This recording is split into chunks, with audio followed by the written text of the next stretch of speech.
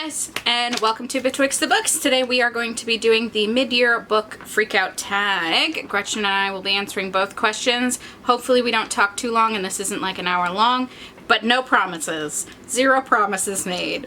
We might talk way too much. You never know. The very first question is, what is the best book that you've read so far this year? For me, that is a book that just came out this week that this video is up, but I read way back in March. The Final Girl Support Group by Grady Hendrix. It was a book that I decided to start reading because I got the ARC, and I couldn't stop reading until I finished it, which happens very rarely. It's also one of those books that I read until 3 in the morning, even though I had work the next day. You know that's a sign of a good book. Highly recommend it. My review was just on Wednesday. Go watch that instead of listening to me talk about it literally the next video that's out. But yes, Final Girl Support Group. So looking at my stats on Storygraph, turns out I have only given 2 books a real 5-star rating, and I'm going to go with Best of Luck by Kate Clayborne. This is the 3rd book in the Chance of a Lifetime trilogy that she wrote. I did a whole 5-book review on everything Kate Clayborne has ever written. You can check that out. But this is my best book of the year, not only because it was a romance that was really nuanced and wonderful. The female lead is having like her issues with her life and where she wants it to go, and the guy is dealing with like PTSD and trying to reframe his whole life. It's a beautiful discussion of mental health and moving forward after you feel like you've been set back, chronic illness. So good, but also I was in a really bad slump when I read these books of just reading a whole lot of bad romance, and these books came out of nowhere and were amazing. So they're my best book of the year, not only because the story was just fantastic, but also because I feel like it reset me and I finally started finding good books again to read. The second question is, what is the best sequel you have read so far this year? Like how Gretchen said, she only read 2 5-star books so far this year. I have read literally only 1 sequel so far this year, so the only one that I could even talk about is When the Tiger Came Down the Mountain by Nevo. I enjoyed this. I just talked about it in my Q2 wrap-up, and I think I may have even talked about it at the very end of my Q1 wrap-up because I had read it just before I filmed that one. But it's not my favorite sequel I've ever read ever, but it is the only sequel I've read so far this year, and I'm still reading Nevo's books. I still really enjoy them. I think this is one that I might revisit at some point, especially because it's so short. I may have just not been in the right mood for it when I read it, because I just felt kind of meh when I came out the end of it, but that I needed to talk about a sequel, and here's my sequel. We came up to this question and I was like, do romance novels count as sequels? You know, when they're like, each book in this series is a standalone, but they're not really because they're connected, and if you want to understand the other couples, they've had their own books.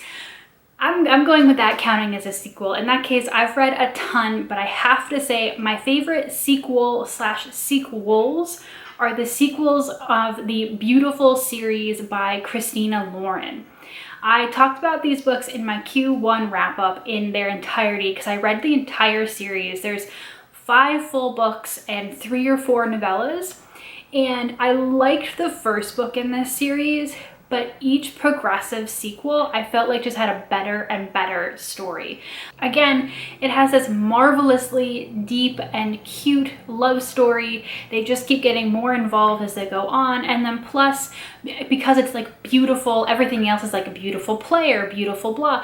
The last beautiful book, just titled Beautiful, brings all of these couples together, and you see them all not only having their individual happily ever afters, but having this like community happily ever after. And I loved it, and it was so sweet, and they're really spicy too. So if you need any of those things, highly recommend that series. The third question is a new release that you haven't read yet but want to read, or at least should read by the end of the year. For me, that is The Chosen and the Beautiful by Nevo. I just talked about Nevo. This is her new book. It's relatively short. It's a great Gatsby retelling with a female protagonist who has a little bit of magic. I've heard good things about it. I've enjoyed the other Nevo books that I've read so far this year. Obviously, I went out and purchased the hardcover when it came out, so I have it. I just need to read it. I also mentioned this as one of my most anticipated fantasy releases when we did our fantasy tag earlier this year. So if you want to hear us talk about some of the fantasy books that we read and enjoyed, or, you know, things like that, go check out that video. But I talked about this one there. So yeah, Great Gatsby retelling, but with magic and a female protagonist instead of the blandness that is the Gatsby's protagonist. So I'm gonna cheat a little bit because technically I think by the phrasing of this question, this book is already supposed to be out. But by the time this tag gets edited and put in our channel, this book will either be about to come out or be out. And that is Isn't It Bromantic by Lyssa Kay Adams. This is the 4th book in the Bromance Book Club series, and I cannot wait. I literally just messaged my boss at work. Right now we're in between budgets for collection development, and I was like, I don't care if I have to pay for this out of my own pocket. The library will buy a copy of this book because I need it, and there's a really long wait list. This is a book that covers one of the funniest characters who has showed up in the first 3 books. He is known as the Russian, and for the entire first 3 books, he's kind of been the butt of a lot of jokes. But from what I understand at the end of the last book going into this book, his story is actually really interesting. And I'm not going to spoil anything, but I'm really excited because these books are already hilarious, and this character just promises to have potentially the funniest book in this series. So I can't wait. Question number 4 is your most anticipated release for the second half of the year. So while that was a new release that has already come out, this is now a new release that is slated to come out later in the year. I have 2 for this one because there's sort of 2 books that I have been keeping my eye on and want to read. The first is Iron Widow by Shiran J. Zhao. Highly interested in this one. I've been following her on YouTube since her first video came out, I want to say last year, and she's grown a whole lot on YouTube, like really fast, but she's got a Pacific Rim style book, science fiction young adult book with a love triangle where it's an actual love triangle and that all 3 members are in a relationship with each other, and that just is all that I need. I need to see how that's gonna work out. My second choice for this is My Heart is a Chainsaw by Stephen Graham Jones, which is the author of The Only Good Indians, which was my favorite book of last year. So obviously his newest book is one that I am super interested in as well, and that one comes out in August. So I don't keep up with like what's coming out really until it kind of appears in my coming out this week thing, but I was thrilled to discover that one of my favorite young adult authors of my actual teen years, her name is Rachel Hawkins.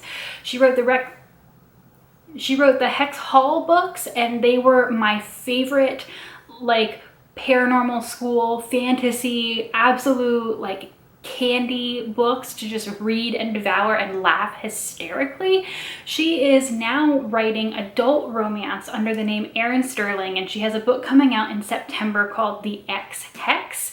So this is a second chance romance with a paranormal flair, and I just know that it is going to be hilarious. You read the description on Goodreads, the back of the book, wherever you find that, and I was like, yes, absolutely. And I didn't know she was writing under a pen name. It just showed up on Edelweiss, and I was like, this has cute cover art, and then I clicked and they were like, Rachel Hawkins, and I was like, ah! So I'm very excited for that. The next question, I think we're on 5. I'm going to lose count of these, the numbers of these. I'm just going to let you know now. I believe it is 5, is what is your biggest disappointment so far this year? For me, surprisingly for those who keep up on our videos, because I just did a review of this at the beginning of June, it's going to be One Last Stop by Casey McQuiston. This book, I really enjoyed having the reading experience of it and having read it. So when I made that video, like right after having finished it, I was gushing about it. But now that it has sat with me for a month and more things sort of trickle into my consciousness of me being like, I wish this had happened. I wish more time had been spent with this. I wish more like effort had been put into this. The rating of this has slowly trickled down to a 3-star. Still not necessarily a bad book, but as I've sat with this and as I've sort of like congealed more thoughts if that makes more sense. It's become more and more of a bit of a disappointment. There were so many things that this could have done, and I feel like almost should have done, and it didn't do, that even though I did enjoy the romance and enjoyed the experience of reading it, it kind of then has now become a disappointment in my mind. Oh no, ooh, oh no. Unsurprisingly for anyone who keeps up with our videos, my biggest disappointment of the year is Realm Breaker by Victoria Aveyard. I mean, I guess it worked out because it's one of our top performing videos of this year, but I did a review of the arc called Realm Breaker Broke Me, because I think that is the worst reading experience I have had in a really long time. Victoria Aveyard wrote a YA series that I absolutely loved, the Red Queen series, and so when I saw that she was doing a new epic fantasy series, I was so excited to see how she had grown as a writer, and it was just like a perfect storm of everything I did not want, need. It was so slow. The characters did not seem fully formed to me, and I was just like rage texting Michaela the entire time, being like, I must finish this for the channel, but I did not want to. But I just also kept thinking like, okay, this is like off to a slow start, but it's gonna get better. It's gonna get better. I know it's gonna get, it did not get better. It did not. So you can go watch me lose my mind in that review. On the other hand, question number 6 is your biggest surprise so far this year. For me, that is a book that wasn't even on my radar, that one of my coworkers recommended to me, called Snapdragon by Kat Lee, or Lay. I'm not entirely sure how to pronounce the last name. It's a middle grade graphic novel. I wasn't expecting much from it. It was just something that she said was really cute and sweet. I read it. It had great trans representation, some good discussions about gender that I think is great for young kids who might start questioning or thinking about that, or maybe even might be interacting with someone in their school who has started to transition. And it's all set in this backdrop of this little girl who wants to learn how to become a witch. And it's really cute, really sweet. I loved it. I felt that it was like very respectful in the way that it discussed sexuality and gender, and it did it in a way that I thought would be digestible and also like helpful to young kids. So that's my biggest surprise so far this year. Moving away from all of this romance for a second, my biggest surprise of the year was another book on Richard Nixon. So I did a supplementals video that I titled, This is Too Many Books on Nixon, and I have read more books on Nixon since. And there was a brand new release this year called King Richard, Nixon and Watergate, An American Tragedy by Michael Dobbs. And I think I just kind of requested the audiobook because it was a new release, and I kind of felt at that point like duty bound to read a new book on Nixon. And it ended up being very different from what I thought it was going to be. Like I was like, oh, it's another rehash of Watergate, okay. But what it was a slow burn unraveling view of the 100 days of the Nixon presidency after the Watergate break-in. And for the audiobook, at the end of every chapter was the clip of the Nixon tapes, or like a Haldeman audio diary or something that was referenced in the chapter. So while you get the narrator reading all of this stuff and explaining, you know, the tape in context, this conversation in context, you then get to hear the actual players on tape talking about this stuff. And it just made it a sublime reading experience. And outside of the third Kate Claiborne book that I had talked about, it is my only other 5-star book of this year. It was really good, and I highly recommend it. The next question number 7. Question number 7 is favorite new author. Who's a favorite new author for you? For me, I'm going to mention Erica Waters, who wrote Ghostwood Song. I read that on Wheezy from Southern Gal Reads podcast's recommendation because it's one of her favorite books of last year. I loved it. It was beautiful. It was atmospheric. I listened to it on audiobook from the library, so I don't have a copy. But I think if I continue to really enjoy her work, it's definitely one that I might pick up later to have on my shelves, because I do think that it is going to be a new favorite author, and I'm going to want to have all of her books. I did also request the ARC for her new book that comes out at the end of this month, which I will hopefully be reading and reviewing for you guys. like as it's coming out. That one, Ghost with Song, the one that you can already pick up and read if you want, is a Southern ghost story where the protagonist has the ability to summon ghosts with her fiddle. So she can play music on the fiddle and that will call up a ghost. And her stepfather is murdered. Her brother gets blamed for it and is thrown in jail, and she's trying to solve the murder because she doesn't believe her brother did it, and she's doing that using her magic fiddle. So it was really atmospheric and really good. It also had great bisexual representation because she has a crush on both a girl and a guy, and it did some really good discussion about, like, even if you're attracted to somebody and even if they are attracted to you, that doesn't necessarily mean that you are right for a relationship. There's other things that are important when you go to choose a partner, and I thought that that was also great for young people to read. It's one of the rare YA books that I feel like is like aimed at young people and would be a good choice for them to pick up. So I had a debate with myself about what author I was going to pick, but based on the fact that I am like over a dozen books deep into this author right now, I have no choice but to say Megan March.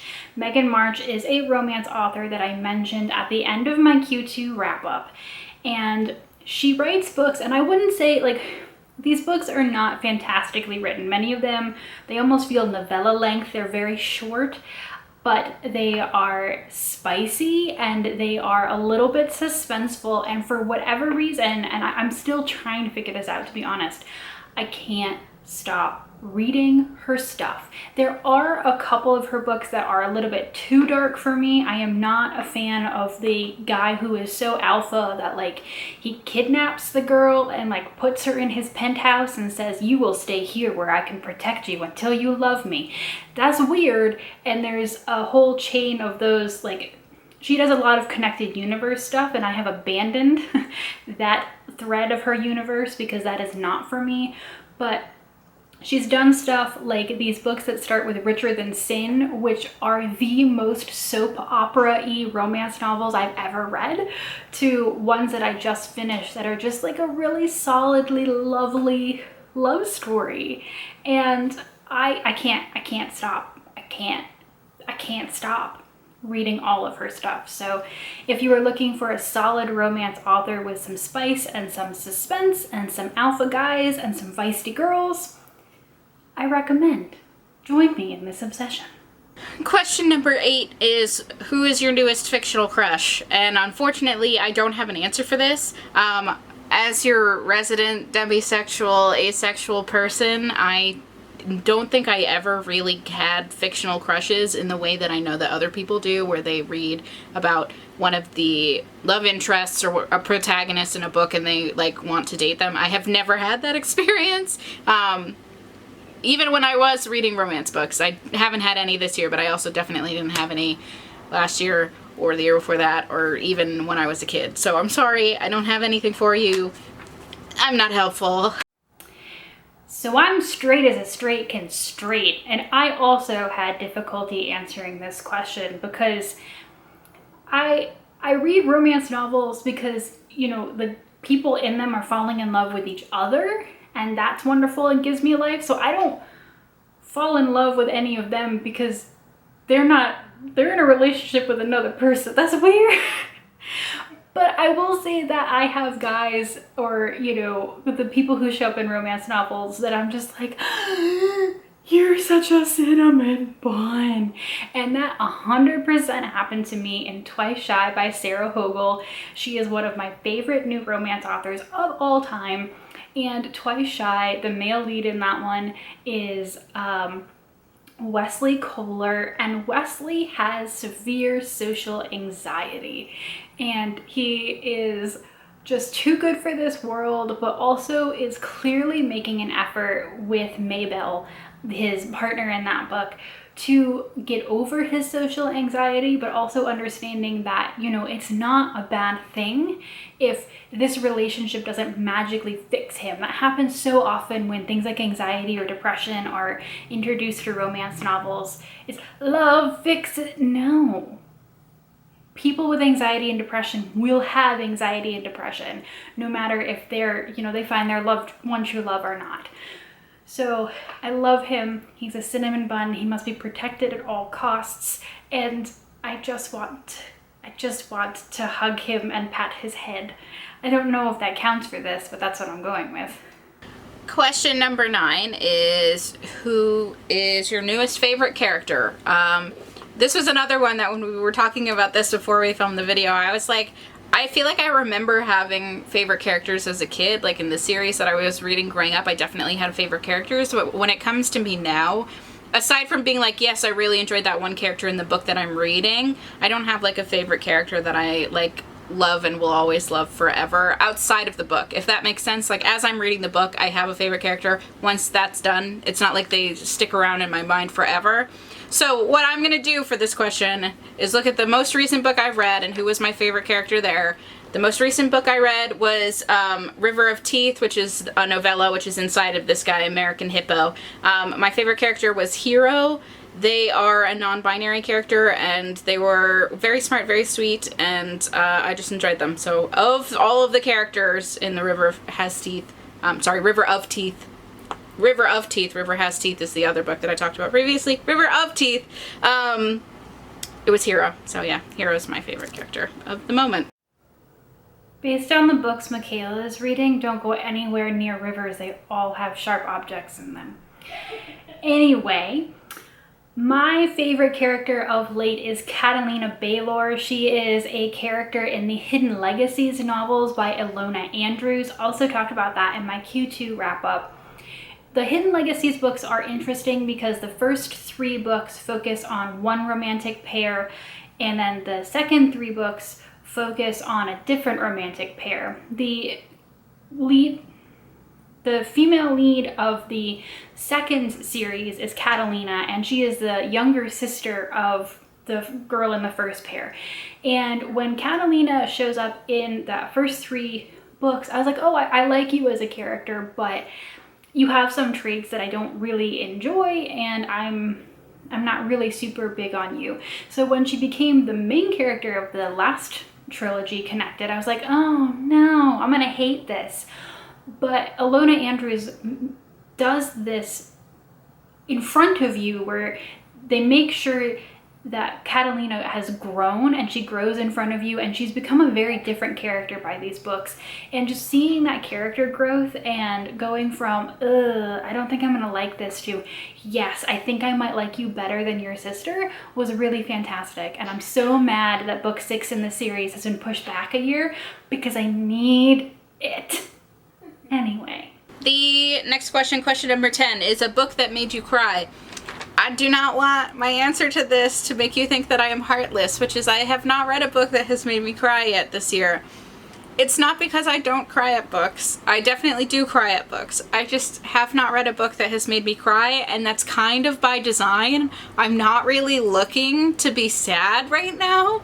Like, this past year has been emotional enough. I don't need to add on someone else's emotional trauma to my own. So I haven't read any sad books this year.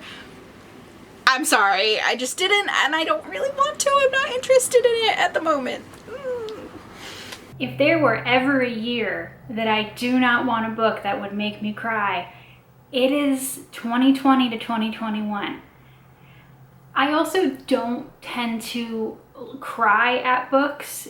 I think I've done that seriously one time in my entire life, but I did have a book this year that was very intense and definitely like had me in my seat, just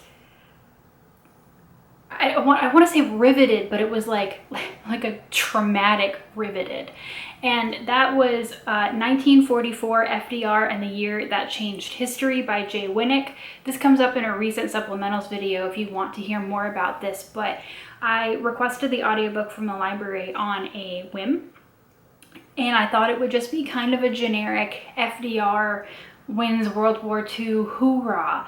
But this book, it does talk about that, but this book is also very focused on the Holocaust and the visceral physical reality of the Holocaust, and the visceral reality of the fact that America had chances to help Jews in Germany and Poland prior to when they started to.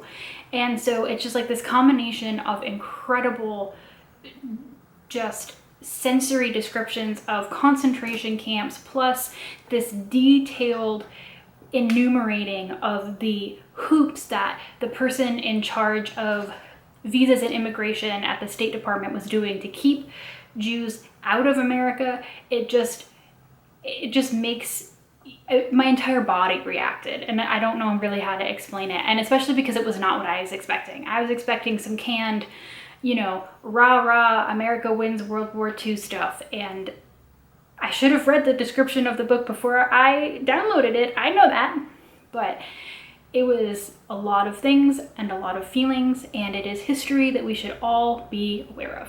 Going completely in the opposite direction, is a book that made you happy so far this year? Away from World War II? No, thank you. Not that I don't think it's important to know that stuff. It is important to know it, but no, thank you.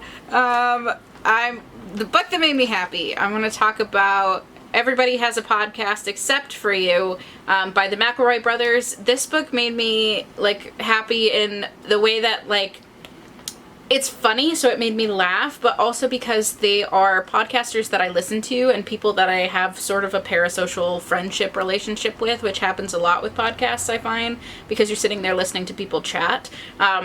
There's portions of this where they interrupt each other with a little bubble will pop up and one of the brothers will say something and then the other brother will respond to them. It made me laugh, it made me smile, it made me happy and just be warm and fuzzy, even though it is literally a how-to podcast book.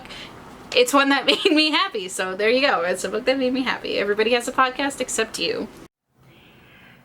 So I read all of these romance novels to feel joy in my black, dark soul. So I've already talked about a lot of the ones that did give me joy. So to talk about a book that made me happy that I have not yet talked about, I want to talk about To Sir with Love by Lauren Lane. I did an ARC review of this. And Lauren Lane is without a doubt one of the romance novels whose every book gives me joy. To Sir with Love was really cute and really sweet. It's a clean romance if that's your thing. And I just loved having a new book from her, and the family and friend relationships in this one, the self-growth that happens with the main character.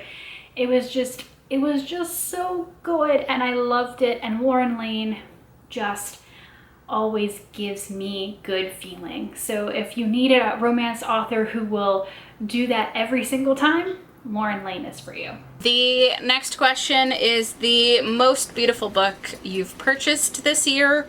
I'm going to hold up two again. This one is one that I've talked about previously. That is The End of the Ocean. I really love covers that are paintings, and it's hard to see on the camera, but it's very rough painting. You can see the brush strokes, things like that. I love that art style. Also, this is beautiful and rainbow and watercolor-y. I also just wanted to quickly talk about The Lamplighters by Emma Stonix, which you can kind of see is gilded all over here with gold. I purposefully ordered the UK edition of this book because the US edition is ugly, and this is beautiful. It also obviously is a very artistic cover. It looks almost like one of those acrylic pours with a lighthouse, and then the gold gilding being the light from the lighthouse, and also just sort of splotched here and there.